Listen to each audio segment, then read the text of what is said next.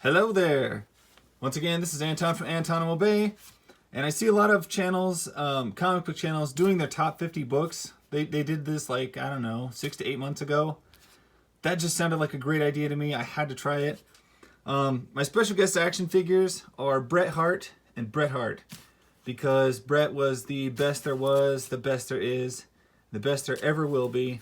And I thought he seemed fitting to be in this particular comic book video.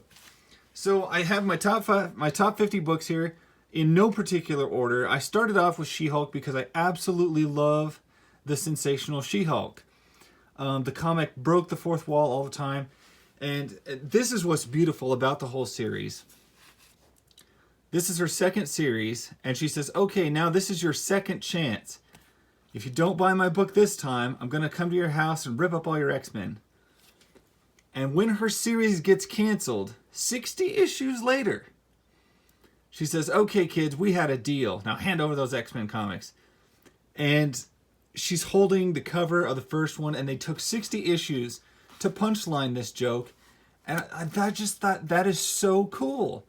Anyway, I love She-Hulk, so the caps of her best series, the Sensational She-Hulk, those are definitely in my top 50.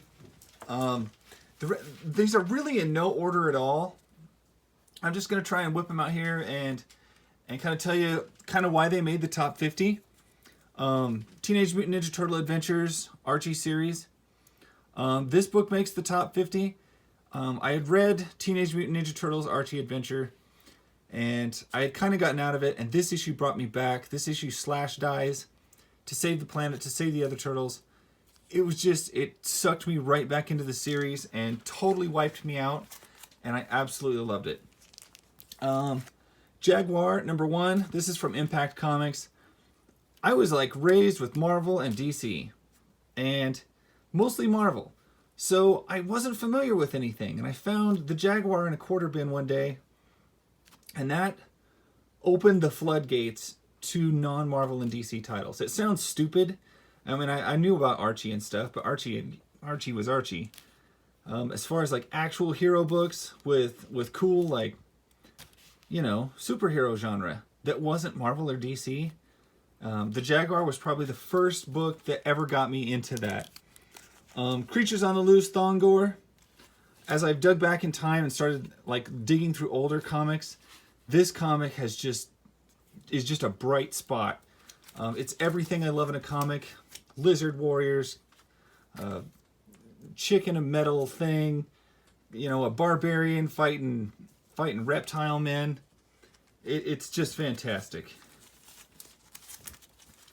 Let's see here.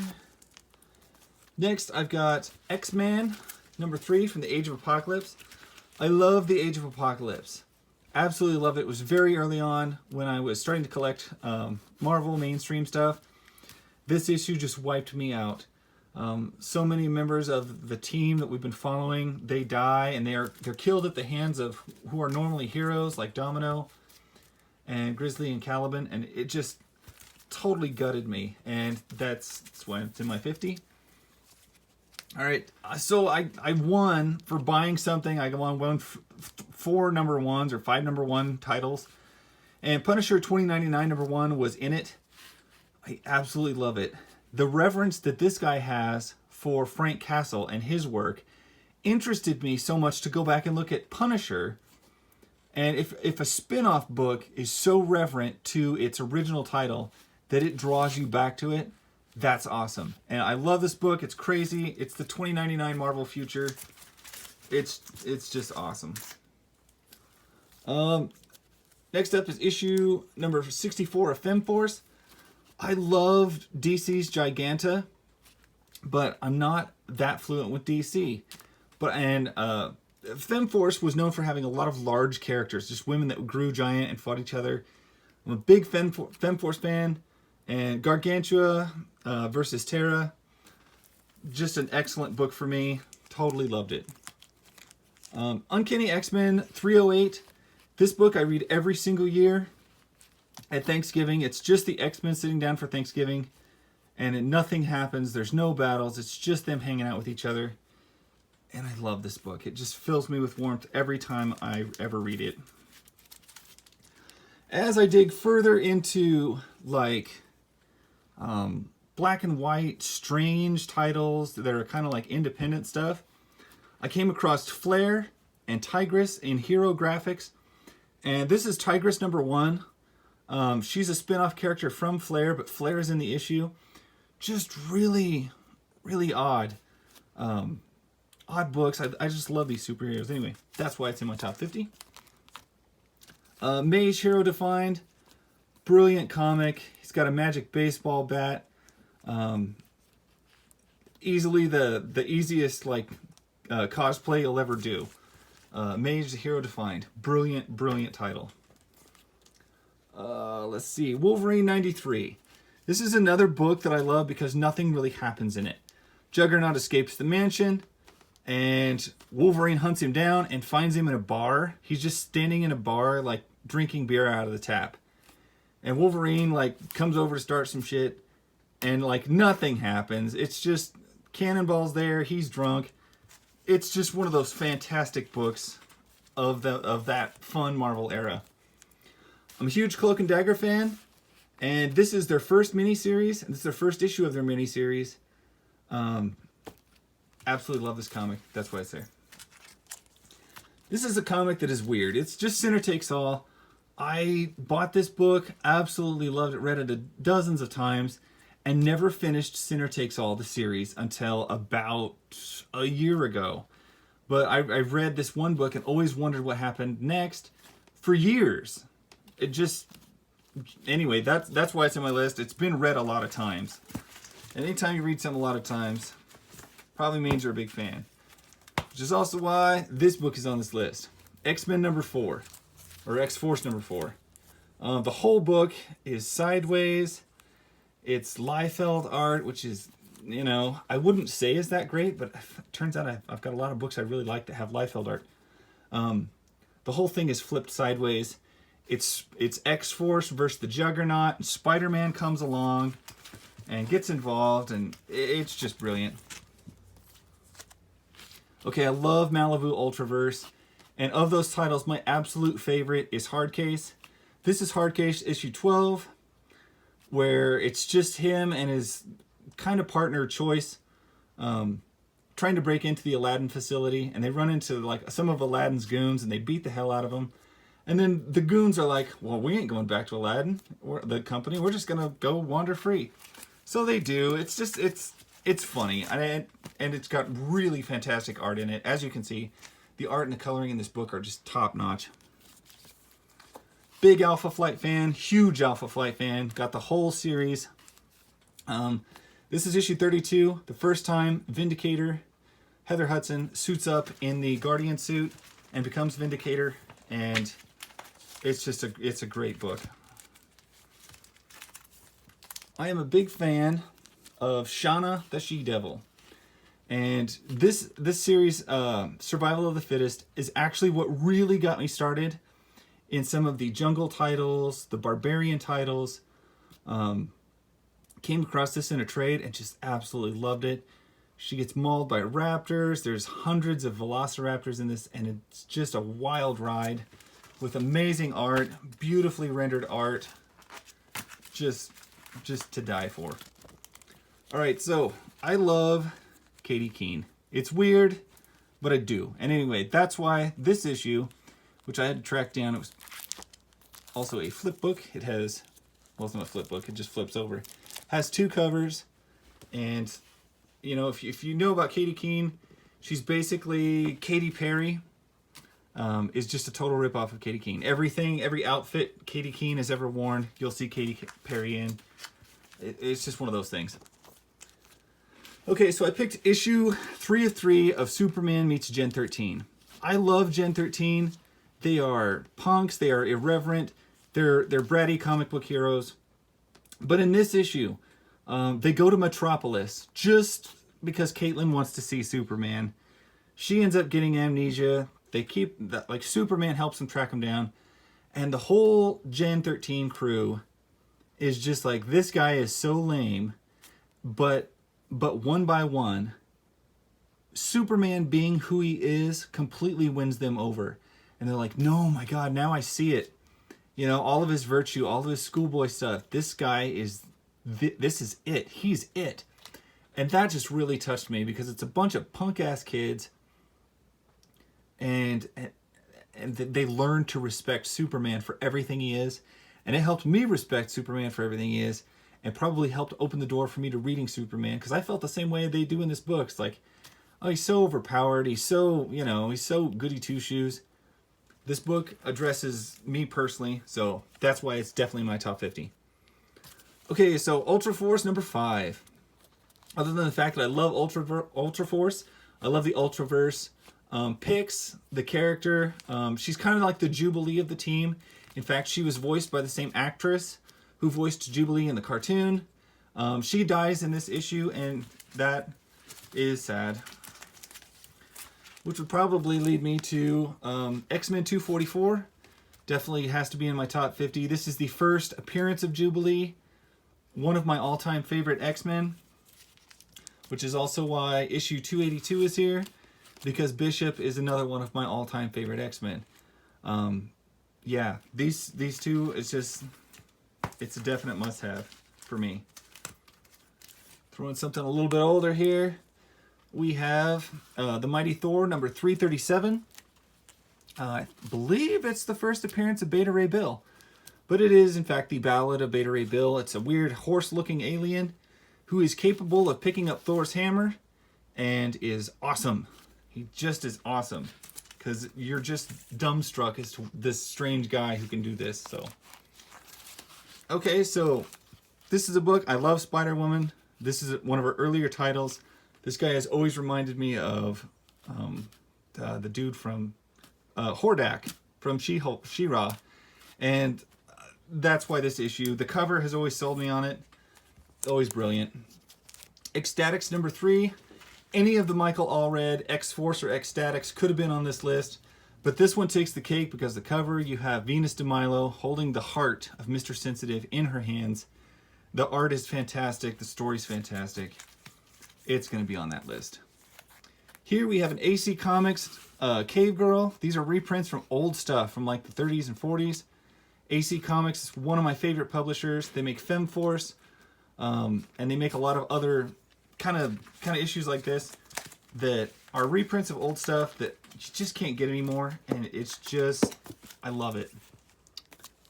They also make Good Girl Art Quarterly, which is a collaborative book of short stories of old reprinted titles.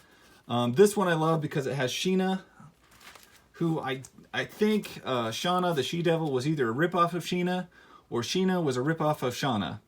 But there are two extremely similar characters that exist in the comic world. Which just cracks me up because Shauna and Sheena, Jungle Girls, both of them. Alright, I love Guardians of the Galaxy. Absolutely love Guardians of the Galaxy. This Guardians of the Galaxy. And this is the first issue I ever got of Guardians of the Galaxy. It's a fantastic book.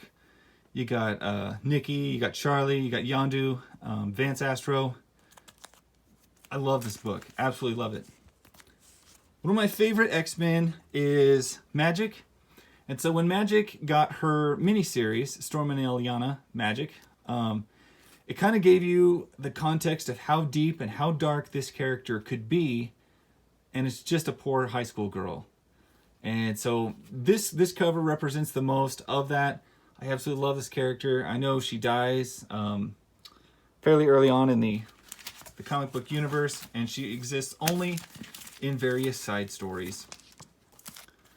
So, as I love the Age of Apocalypse, my favorite is Astonishing X-Men from the series. This is issue 4, the big showdown with Holocaust.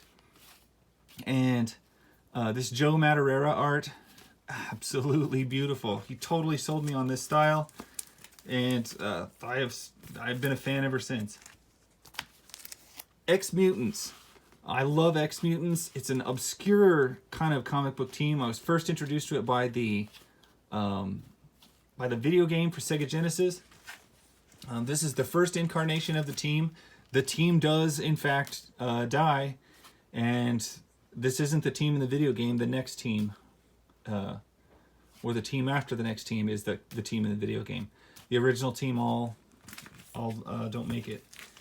Sorry if that spoils it for anybody. Elementals. This is the first issue of Elementals I ever got. It's what made me love the series. What made me love Fathom. That's whose legs these are. Just a really gritty, dark story here. Story of superheroes. Great book. As you can see, I did pick this up at Hastings Bookstore back when that was still a thing. Here we have an issue, Kazar, number 22, where he dies, supposedly, and Shauna the Savage takes over. I fell in love with this cover, so it was definitely one I had to have. Once again, I have another Jungle Girl titled book. I absolutely got so into these. The first issue of Rima, the Jungle Girl from DC. Beautiful, beautiful comic. I got Airboy number 5. I could have pulled a lot of different issues of Airboy, but this one with the Valkyrie cover and the fact that it's kind of a twist because he's not. It's kind of a twist on Captain America because he hasn't been frozen. He's the son of the original Airboy, and this is the original Airboy's girlfriend, and she's been in stasis. So she gets out of stasis, sees this guy, and she's like, "You're not the man I loved. Who the hell are you?" It's like, "I'm his son," and she realizes that she's been on ice for a long, long time. Let's see. A while ago, when I made a video that was the 3 comic books that made me love comics, was some of the Rogue stuff, the Rogue miniseries, the Bishop miniseries, and X-Men Adventures number 6. These books were so instrumental in me being a comic collector. They had to be in my top 50. These are my favorite issues of those series, so that's why they're there. X-Mutant Solo number 1. This cover has hung on my wall ever since I discovered it. It's a beautiful book. I love X-Mutants, like I've said before. This one's from Eternity. I think the last one, yeah, the other one was from Amazing Comics. They changed hands a few times, but good book. Like it. Okay, Danger Girl was a crappy book from the 90s. I mostly know it from the video game. They made a Danger Girl video game. Very much a ripoff of Tomb Raider, James Bond type stuff, but oh, I'm dying. Anyway, I loved the Danger Girl video game. This was like the only issue of Danger Girl I ever owned, but it still, for me, it ties it into that series, so that's why it's on my list. I love Generation X because Jubilee is one of my favorite of all time X-Men. And this number 1, or Underground Special number 1, Jim Mahfood, I'm trying to think of what he wrote. I can't remember what he wrote. But yeah, this book is fantastic. I highly recommend it. It's so good. Big dinosaur fan. So when I was able to purchase the first issue of Jurassic Park, the movie adaptation, before I could watch the movie, I read the hell out of it. I read the novel, and this was just like the novel with pictures. So it was great. Slave Labor Graphics, Barabbas, number 2. This book is a turd. I highly recommend, if you ever see this thing, just grab it and read it. In fact, I'm flipping it open for you. Otherwise, you're going to think I'm crazy. This book is just good. The art is rough. Guess I'll hold it so you can see it. It's just these guys trying to hire a mercenary, and the mercenary is drunk, and there's a rock band going on. And literally, that's all the issue is. They never get anything settled. It's brilliant. Absolutely brilliant. DNA Agents number 24. This is the last issue of DNA Agents, and the team basically breaks up because one of their primary members starts posing for fashion magazines, and it just breaks up the team, and they just call it quits. And I love the DNA Agents. I love this color art, or cover art. This is just gorgeous. So that's why it's on there. Okay, I could not have a top 50 without having Transformers on there. Transformers number 5, Transformers Are All Dead, and you've got, what is this dude's name? Shockwave, the scariest of all Decepticons. right on the cover. He's absolutely horrifying. It's a beautiful image and a scary looking book, and it's great. All right, FemForce number 5, Attack of the 50-Foot. The fact that I love FemForce and the fact that this is an homage to like Attack of the 50-Foot Woman and that era of monster movies and giant movies. Absolutely brilliant cover. Love that series. Love that book. Okay, Gen 13 number 14 is a shallow choice, but hear me out. Gen 13 it's an irreverent comic. It's got a lot of like TNA jokes in it. There's not a lot of like super battle. I don't think they ever saved the world. But it's so much about the 90s, and this cover is so 90s. Oh, still dying. Anyway, it's so 90s. I absolutely love it. The cover, the plot, the story, everything about Gen 13's early run. I never followed him past issue 20, but this issue was brilliant. So, because you can tell by now, I've got a thing for jungle women. The Max number 2 was an amazing book. Max itself is an amazing book. If you've never read the Max or watched the MTV movie, I highly recommend doing so. It's a brilliant show. Max takes place in the real world and the Outback, which is an imaginary place. This cover is dedicated to the Outback. You've got the Max with his headdress on, Julie as the Jungle Queen with her leopard, or the Leopard Queen I should say. And yeah, it's all right there in the cover. It's beautiful. This is the last one I have. This also is my all-time favorite comic book cover, which sounds lame, but it's not. Dazzler number 29, Sounds of Light and Fury. This was actually going to be a real album that they were going to produce and with the book, kind of like they did with Josie and the Pussycats and the Cheryl Ladd album that they produced. It never did come to fruition, but the fact that this cover, being photorealistic, it breaks the fourth wall of comics in a way that I don't think a lot of books ever do. And I love the Dazzler series. It was lighthearted and frivolous, and so that's why it's it. That's why it's the number 1. Everything else is not really in any order. I just did want to say that one back. That is my top 50 comics. This video has gone really long. I appreciate it if you stuck with the whole thing, and I thank you guys for watching. That's my story, and I'll catch you later.